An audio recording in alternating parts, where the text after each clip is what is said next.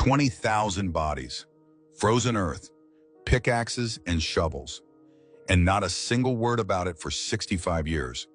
This is the story of the 961st Quartermaster Service Company, 260 African-American soldiers tasked with one of World War II's most grueling missions. They buried the American dead in the freezing mud of the Netherlands while the nation forgot they existed. Jefferson Wiggins was 16 years old when he lied about his age to join the U.S. Army. Born to sharecropper parents in rural Alabama, Wiggins had two choices: stay in the Jim Crow South where the Ku Klux Klan terrorized black people, or escape.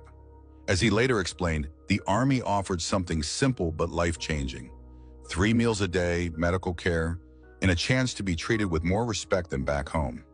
So he joined. By 1943, Wiggins had been promoted to First Sergeant of the 965th Quartermaster Service Company. Like most black units in the segregated military, the 961st was assigned service work, not combat. They loaded trucks, they moved supplies. They did what the Army deemed fit for black men. In February 1944, Wiggins and his men sailed to Europe aboard the SS Frederick Likes. For 2 weeks, they endured the same segregation that defined America.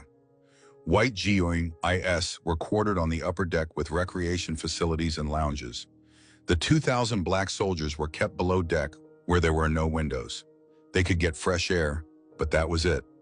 By September 1944, the 961st arrived in Margraten, a small Dutch village in South Limburg that had just been liberated from Nazi occupation. General William Hood Simpson, commander of the U.S. Ninth Army, had a problem. Thousands of American soldiers were being killed in combat daily. Bodies were piling up on battlefields. Soldiers were being left in the streets. The Army needed a cemetery, and they needed it immediately.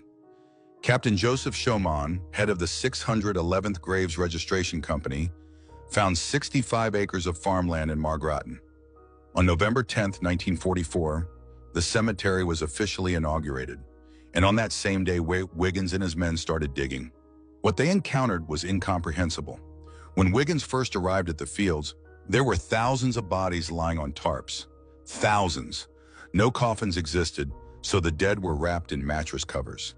The men of the 965th dug graves 6 feet deep, 6 feet long, and 2.5 feet wide, all with pickaxes and shovels because the frozen ground was too hard for machinery.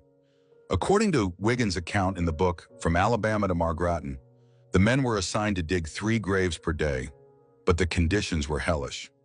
Rain, snow, wind, mud.